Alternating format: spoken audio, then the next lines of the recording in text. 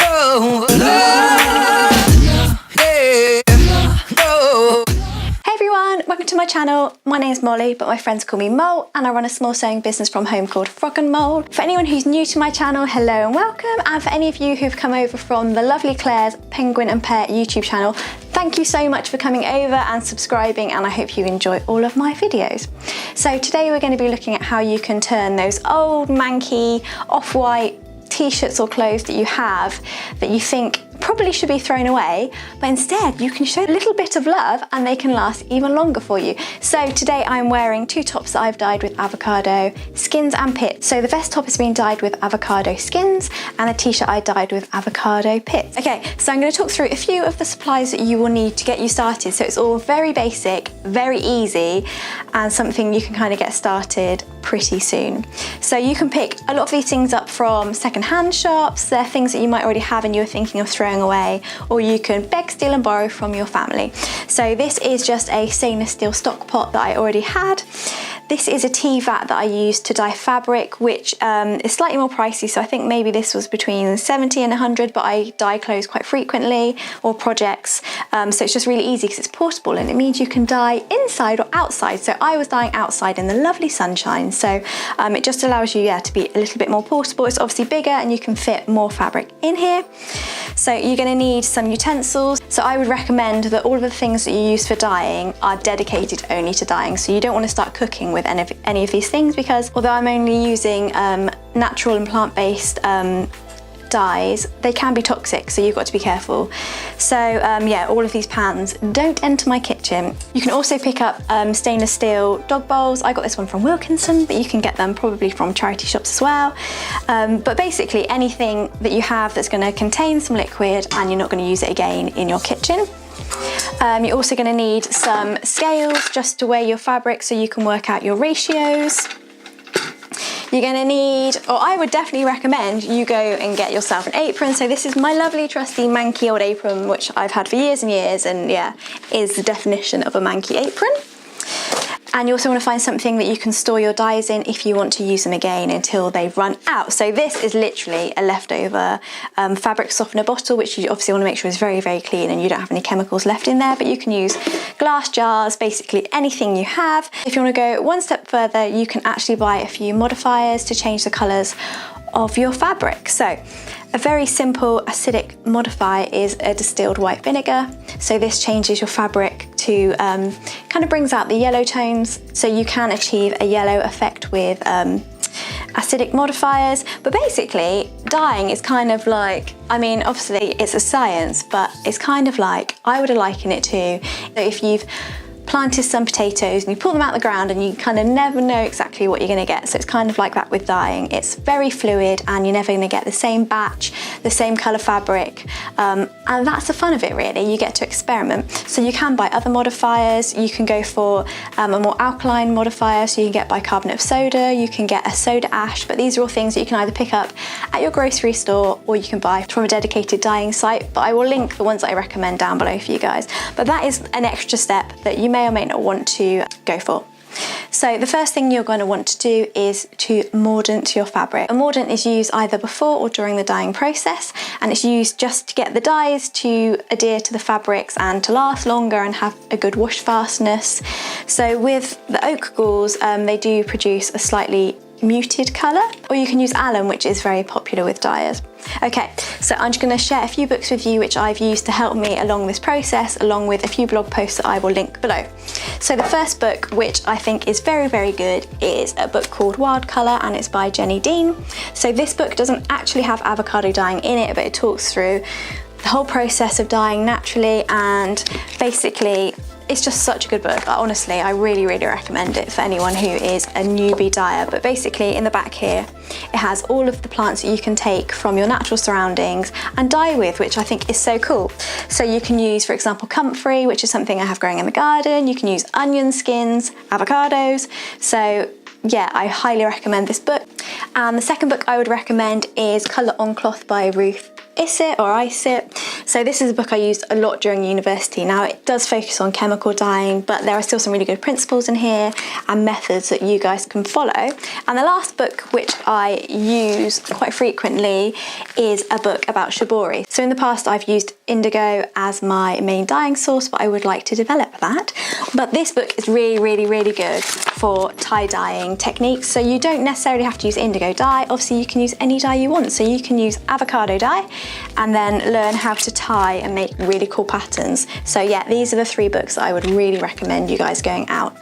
But I will link them down below for you.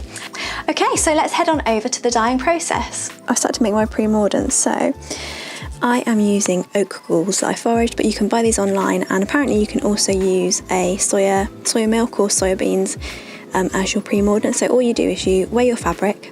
There's a formula in the book that I was talking about. So you weigh your fabric, work out how many oat galls you need, and then you're just going to put them in. It said 18 litres of water, but that's too much for me. So here I think I've probably got about 3.5–4 litres of water, and then I'm just going to let them simmer for an hour, and then I'm going to strain off the oat galls, let them dry, pop them in a jar, and then I can soak my fabric in here overnight. Okay guys, so I've taken my oat galls out of here and I'm letting this cool down, and then I'm just soaking all of my fabric in a bucket for probably about, I don't know, 2 to 4 hours, but it does say you can do it for 2 to 24 hours, and then I'm going to pop that in here and I'm going to leave it to stew overnight. Okay guys, I just want to show you these t-shirts. So this is a really good example of how you can take, so basically these have gone ever so slightly grey, and this one has gone slightly grey and it's kind of like yellow on the armpits. So these are really good examples of clothing that you can take which you probably would throw away because they look a bit old, and you can dye them so they look super cool. So I've taken all my fabric out of my tea vat here and I've just popped it in here. So this is, it's still in the mordant solution, but it's kind of sat there because I want it to stay damp for when I dye. So basically when it's damp it just helps the dye to penetrate more easily and more evenly. Okay folks, so these are my avocados. So what I did is basically I've been saving them for quite a few months and I just froze them. So from what I've read online, freezing either fresh or frozen is better than drying them out, apparently, so we'll see.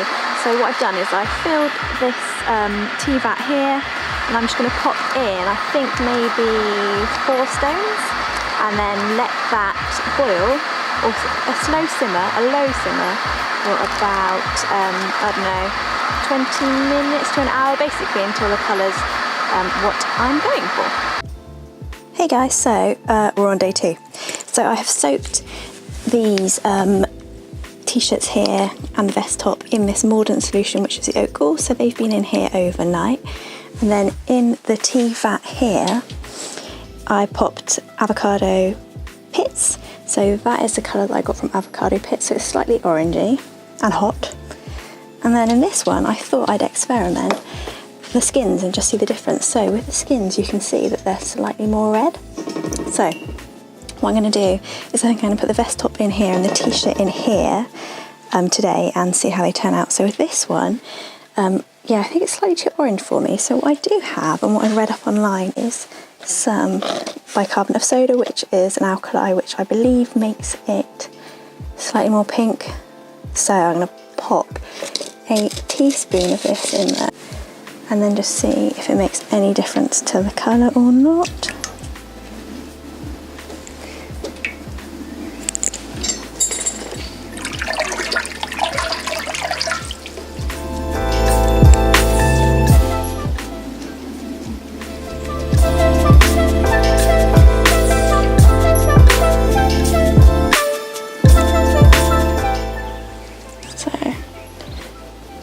I think it's actually worked. It's made it slightly more red. So I think I might add just a little bit more. See what happens. So if I add about half a teaspoon.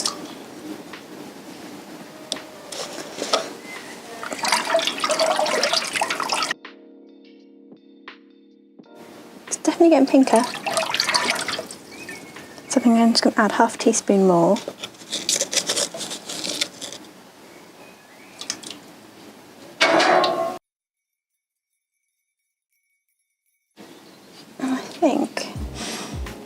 we leave it at that. So what I'm going to do is I'm going to pop my t-shirt in there. So basically you leave it in here. You want it to be moist when you pop it into the dye vat because it allows the dye to evenly penetrate all of the fibres. And like I mentioned earlier, the mordant is used to help. It's to help the dye bond to the fabric. So I'm going to pop that one in there. To make sure all the creases out so that it dyes evenly.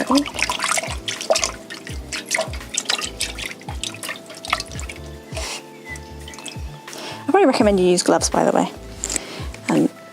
but none of this is toxic as far as I'm aware. So then I'm going to put my vest into this one.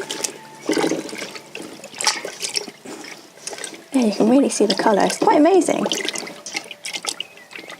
You kind of wouldn't think avocados would be pink, but they are. So what I'm going to do is I'm going to pop the lids on these, get them out of the sun, and then let them stew for, I guess, as long as I need until the colour's what I'm going for. Okay guys, sorry it's a bit shady, but I've obviously moved everything out of the sun. So I'm about to take out this t-shirt in the avocado pit bath. And looking at it, I think the bicarbonate of soda that I popped in, which is an alkali, has made it slightly orangey. So I'm going to take this one out, and I've just grabbed myself, this is just our washing up bowl, which we probably shouldn't use. So I'm just basically rinsing it off, and you can kind of see the dye coming out. And then I'm going to hang this one up to dry. So I probably recommend you don't hang out in the sun because the sun can slightly lighten things. It might bleach it, so hang it up on a clothes horse or somewhere shady for it to dry naturally. So the vest top that was in the avocado skin bath, I've already taken it out, and I've actually applied another technique to it, which I'm going to show you at the end of the video, which is really, really cool.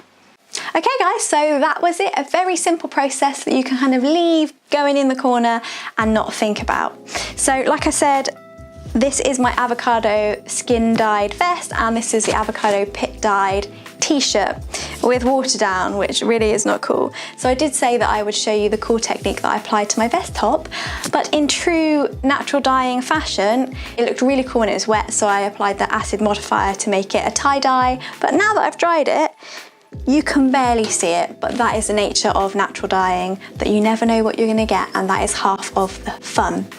So for anybody who's got questions, do leave them down in the comments. For anyone who would like a lesson about indigo dyeing, shibori dyeing, tie-dye, which is really fun because you don't need to pre-mordant your fabrics like I mentioned, leave a comment below and let me know if you'd be interested in that video, and I will see you all next week. Bye!